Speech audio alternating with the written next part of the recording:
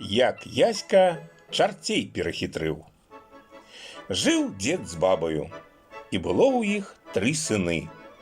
Бедна жылі, з хлеба на квас перабіваліся. Памерла баба, а за ёю прыйшла чарга і да дзеда. Паклікаў бацька перад смерцю сыноў і кажа ім: «Гаспадаркі я вам не нажыў, падзялю, што маю». І даў старэйшаму сыну жоўтага катка, сярэдняму жорны, а малодшаму Яську вязку лык на лапці. Падзяліў так сваю гаспадарку, а сам скора і памёр. Пажылі трохі браты, з'елі бацькаў хлеб і пачалі думаць аб заработках. Узяў старэйшы брат жоўтага катка пад паху ды пайшоў у свет работы шукаць. Доўга ён ішоў ці коратка, аж у дарозе і ноч яго агарнула. Зайшоў ён у адну хату, просіцца пераначаваць. Яму кажуць: «Ой, добры чалавек, у нас мышэй і пацукоў поўна, мы ад іх абараніцца не можам. А цябе, свежага, яны і зусім з'ядуць». «Нічога, – кажа падарожны, – можа, як і пераначую». Пазалазіла гаспадарова сям'я спаць на палаткі, а падарожны лёг на падлозе з катком. Прачнуліся назаўтра гаспадары, бачаць, на падлозе цэлы груд мышэй і пацукоў. Каля падарожнага сядзіць нейкі жоўты звярок ды мурлыкае паціху. У той старане людзі не мелі яшчэ катоў і нічога пра іх не ведалі. Прысталі яны да падарожнага: «Ай, браток, ай жа ж голубок, прадай нам свайго звярка». «Не, – кажа падарожны, – звярок гэты не прадажны». Далажылі тыя людзі пра дзіўнага звярка свайму цару. Паклікаў цар да сябе падарожнага. Пераначаваў падарожны ў цара адну ноч. Каток і там цэлую гару мышэй нацягаў. Цар аж вачам не верыць. «Што хочаш, бяры, – кажа падарожнаму, – ну прадай нам свайго звярка». «Ну, што ж, абсып яго, цар, серабром, тады бяры». Цару рабіць няма чаго, мусіў згадзіцца. Узяў гаспадар свайго катка за пярэднія лапкі, паставіў на заднія. «Ну, цяпер сып, – кажа цару». Цар усё сваё серабро высыпаў і абсыпаў катка. Забраў падарожны серабро ды пайшоў дадому. Пабудаваў сабе добрую хату, завёў гаспадарку, ажаніўся і жыве прыпяваючы. Сярэдні брат паглядзеў на яго і кажа: «Пайду і я са сваімі жорнамі ў свет. Можа, і яны мне шчасце прынясуць». Узяў жорны пад паху ды пайшоў. Доўга ён ішоў ці коратка, застала яго ў дарозе ноч.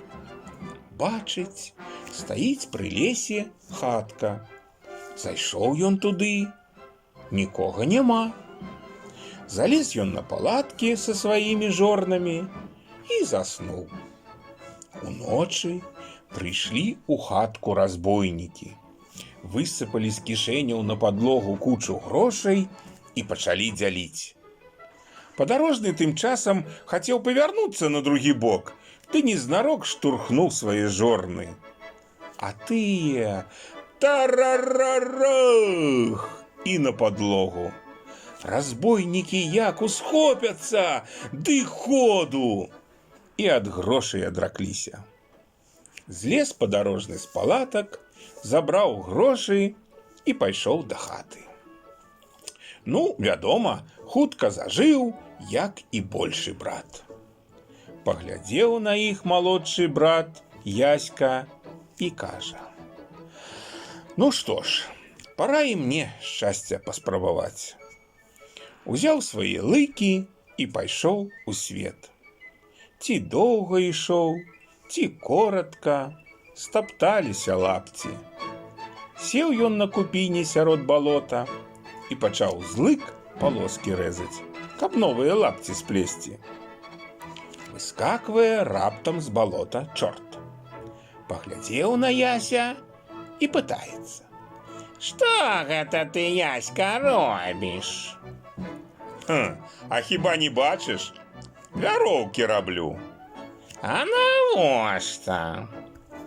Буду імі ваш чарцей з балота цягаць, ды на рынку па капейцы прадаваць. Вось і зараблю грошай на хату. Вас жа тут хоць гаць гаці. Пачакай, Яська, не рабі гэтага. Што хочаш бяры, а не цягай нас з балота. Ну што ж, насыпь шапку золата, дык не буду чапаць вас. Нырнуў чорт у балота, а Яська выкапаў тым часам глыбокую яму і палажыў на яе сваю парваную шапку. Вынес чорт мяшок золата, высыпаў, а яно і дна не закрыла. Пакруціў чорт галавою, вынес яшчэ мяшок, высыпаў, ну, сяк так напоўніў. «Ну, падымай!» кажа да Яські, «а я табе дапамагу, бо сам ты не здолееш». «Нічога, – кажа Яська, – здолею». Ды чорт не адступаецца. «Падымай шапку пры ім». Падняў Яська шапку, а чорт і ўбачыў, што грошы ў яме. Не! Затупаў чорт. «Ты мяне падмануў! Пайду да старэйшага. Як ён скажа, так і будзе». Пайшоў чорт да свайго старшага. Той выслухаў яго і паслаў да Яся на расправу самага дужага чорта, крэпкага. Выскачыў чорт крэпкі з балота і кажа Яську: «Хто каго здужае, таму і золата застанецца». Паглядзеў Яська на чорта крэпкага. Не вельмі, думае, лёгка цябе здужаць, але выгляду не падае, што спужаўся. Азірнуўся навокал, бачыць, недалёка пад елкаю мядзведзь ляжыць. «Што ж, – кажа Яська чорту, – ці варта самому з табой дужацца?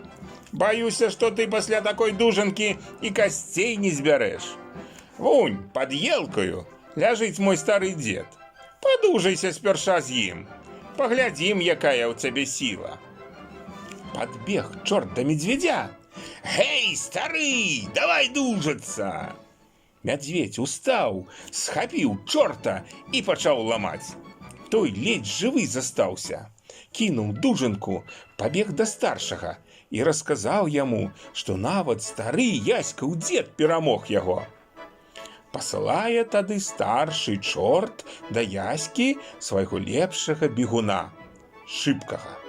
Выскачыў той з балота, кажа Ясю: «Давай бегчы на выперадкі. Хто каго перагоніць, таму і золата».